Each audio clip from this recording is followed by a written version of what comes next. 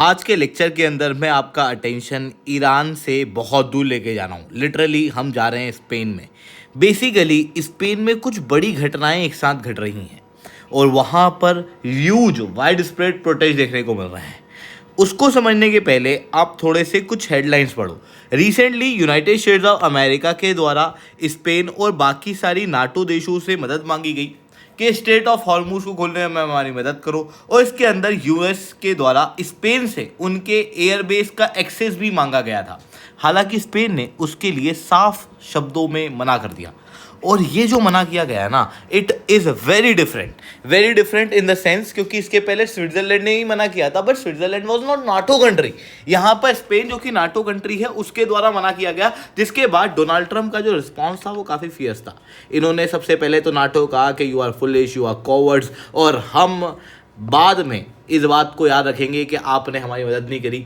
उसके बाद फिर उस स्पेन के अंदर जो बेसेस हैं उसको खाली करना शुरू कर दिया गया है, यानी कि अमेरिका के द्वारा स्पेन के बेसिस को बंद कर दिया गया है। जितनी सिक्योरिटी अभी तक प्रोवाइड की जा रही थी वो सब यहाँ पर बंद की जा रही है। और इवन ईरान भी इसके अंदर कूदता हुआ दिखाई दे रहा है। ईरान ने रिसेंटली इसराइल की तरफ एक मिसाइल दागी जिसके ऊपर लिखा हुआ है थैंक यू प्राइम मिनिस्टर, और जो प्राइम मिनिस्टर यहाँ पर सिग्निफाई किया गया है इट इज़ ऑफ स्पेन। तो दोस्तों ये सारी हेडलाइंस पढ़ के आपको समझ में आ रहा होगा कि यार स्पेन में हो क्या रहा है। स्पेन अचानक से नाटो को डिफाई क्यों कर रहा है। लाखों लोग स्पेन की सड़कों पे आके क्यों प्रोटेस्ट कर रहे हैं। साथ में यहाँ पर किस एयरबेस का एक्सेस मांगा जा रहा था अमेरिका के द्वारा, और ना मिलने पे अब अमेरिका क्या करने वाला है। और साथ में एक और बड़ी न्यूज़ ये भी आते हुए दिखाई दे रही है कि स्पेन ने अपने जो सोल्जर्स हैं जो नाटो के सपोर्ट पे इराक के अंदर लगाए हुए थे उनको भी निकाल दिया है। तो एग्जैक्टली यहाँ पर क्या हुआ है इसे मैं शुभेंद्र चौहान डिटेल में आप लोगों के साथ में चर्चा करूंगा। बट उसके पहले अगर आपको यूपीएससी सीएससी की तैयारी करना है, इंडिया के टॉप एजुकेटर से पढ़ना है, तो आप अनअकैडमी के ऊपर जुड़ सकते हो, जहां पर इंडिया के टॉप एजुकेटर्स आप लोगों को कंप्रहेंसिव यूपीएससी सीएससी की तैयारी कराएंगे।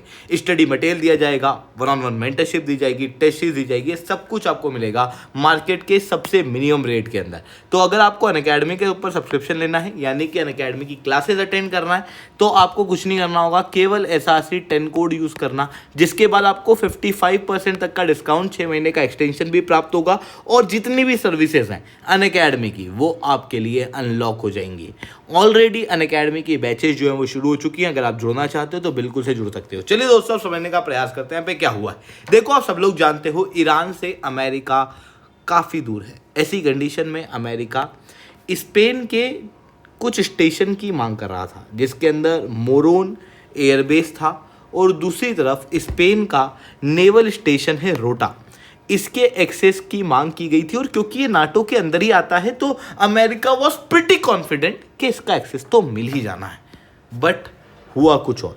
स्पेन के द्वारा सबसे पहले तो इसको रिफ्यूज़ कर दिया गया। कहा गया कि आप ये जो एक्सेस मांग रहे हो it is against the international law.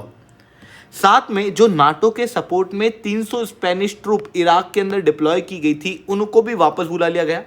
और फ्रांस ने स्पेन से कहा था कि स्ट्रेट ऑफ हॉर्मूज को ओपन करने में हम एक मल्टीनेशनल मिशन चला रहे हैं, उसमें ज्वाइन हो जाओ। स्पेन ने उसको भी मना कर दिया, यानी कि कंप्लीटली नाटो से अलग करने का काम यहाँ पर स्पेन ने खुद को शुरू कर दिया। अब बात आती है ऐसा क्यों किया गया, तो थोड़ा सा जो स्टैंड ऑफ अनफोल्ड हुआ है ना उसे समझो। सबसे पहले यूएस की रिक्वेस्ट को स्पेन ने डिनाई किया। उसके बाद अमेरिका के द्वारा जो बेसेस थे स्पेन के उसे बंद कर दिया गया है अब अमेरिका के द्वारा, और अमेरिका कह रहा है कि और भी कॉन्सिक्वेंसेस स्पेन को यहाँ पर भुगतने पड़ेंगे। तो अब बात आती है कि स्पेन जो है वो नाटो का मेंबर होने के बावजूद नाटो के सबसे पावरफुल देश अमेरिका को डिफाई कर क्यों रहा है। तो बेसिकली इसका कारण है डोमेस्टिक पॉलिटिक्स। स्पेन के अंदर वाइड स्प्रेड प्रोटेस्ट इस समय पे देखने को मिल रहा है। वीडियो की शुरुआत में मैंने आपको इमेज भी दिखाई थी इन प्रोटेस्ट की, जहां पर लोग कह रहे हैं कि we do not want war, नो आला गुएरा। इतना ही नहीं, जो ये पूरा डेवलपमेंट हो रहा है, ये जो प्रोटेस्ट देखने को मिल रहे हैं, ये प्रोटेस्ट कोई छोटे लेवल पे नहीं है, ये प्रोटेस्ट काफ़ी बड़े लेवल पे देखने को मिल रहे हैं।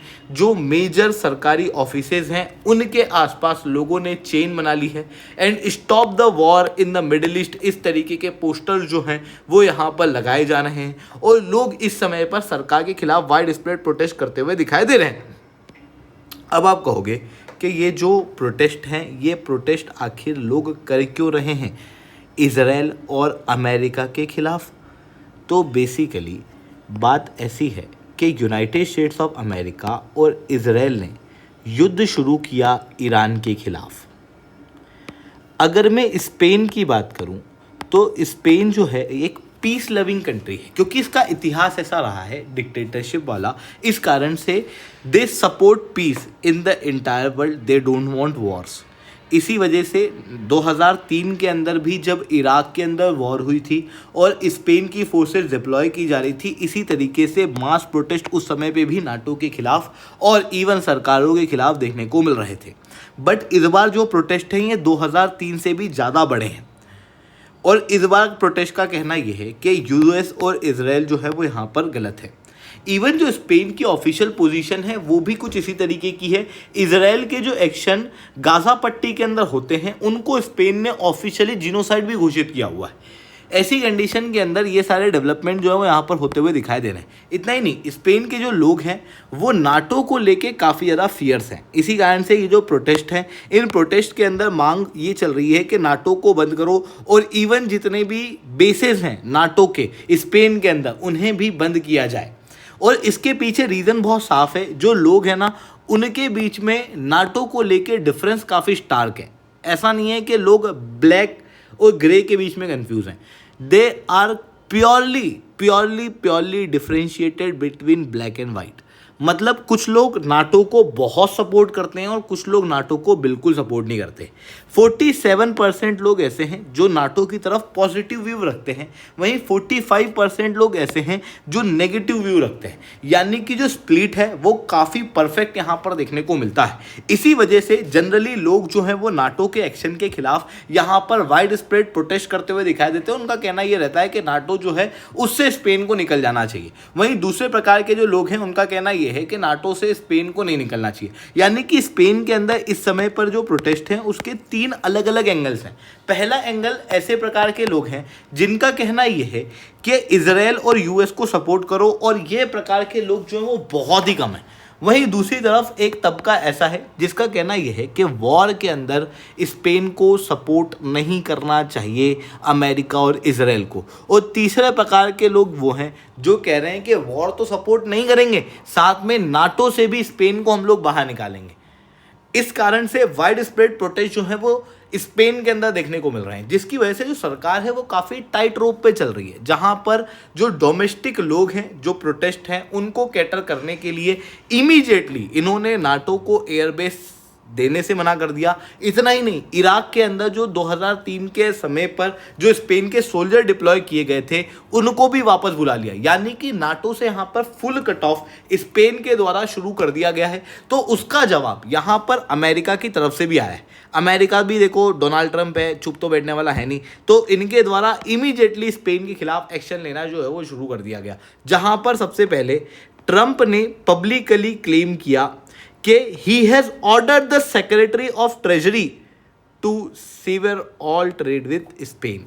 इतना ही नहीं, जो ईरान के युद्ध के अंदर नाटो को सपोर्ट स्पेन ने नहीं किया, इसकी वजह से 0.2 से 0.5% ऑफ इट जीडीपी जो है वो हर्ट होगी। इतना ही नहीं, डिप्लोमेटिक एक्शन जो है वो लेना शुरू हो चुके हैं। रोटा और मोरोन जैसे बेसेज जो कि अमेरिका के ही इंफ्रास्ट्रक्चर और फंडिंग की वजह से चल रहे थे, वो बेसेज अब खाली किए जा रहे हैं और इनको परमानेंटली अमेरिका के द्वारा बंद किया जा रहा है। ये चीज़ें यहाँ पर देखने को मिल रही है। दोस्तों, आई होप ये सारी बातें आप लोगों को समझ में आई होंगी। लेक्चर अच्छा लगा हो तो लाइक करना, लेक्चर बहुत अच्छा लगा हो नीचे ऐसा 10 कमेंट करना। यूपीएससी सीएससी की तैयारी करना, इंडिया के टॉप एजुकेटर से पढ़ना है तो आप अनअकैडमी के ऊपर जुड़ सकते हो। इसके अलावा देखो, प्रीलिम्स आ रही है। प्रीलिम्स के अंदर सबसे बड़ा ट्रिकी पोर्शन होता है करंट अफेयर्स, क्योंकि क्वेश्चन जो हैं वो कई बार आए बाएँ पूछ लिए जाते हैं, कई बार सिंपल क्वेश्चन भी होते हैं पर बच्चों को नहीं आते, क्योंकि जो क्वेश्चन है वो करंट अफेयर से होते हैं लोगों ने पढ़े भी होते हैं, बट क्योंकि करंट अफेयर्स के नोट्स नहीं होते और बनाने का समय भी नहीं होता, इसलिए कन्फ्यूजन बहुत होता है, एग्ज़ाम में क्वेश्चन छूट जाते हैं। ऐसी कंडीशन में आपको नोट्स चाहिए, बने बनाए इंडिया के टॉप एजुकेटर्स के द्वारा।